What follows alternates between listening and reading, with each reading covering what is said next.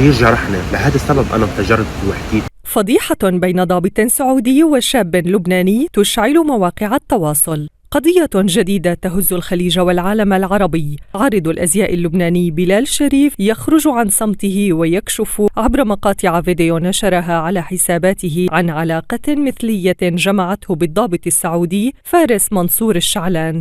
بعد ما راح فارس أنا كنت كل يوم فيه بالليل، أقسم بالله في فارق كان أصعب شعور.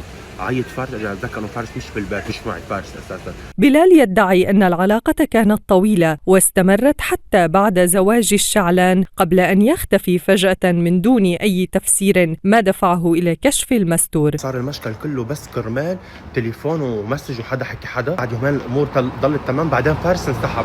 القضية أثارت تفاعلا واسعا على مواقع التواصل وسط صمت رسمي من وزارة الدفاع السعودية وعدم صدور أي تعليق يؤكد أو ينفي هذه الادعاءات. فهل هي مجرد ادعاءات أم أن الصمت أبلغ من التصريح؟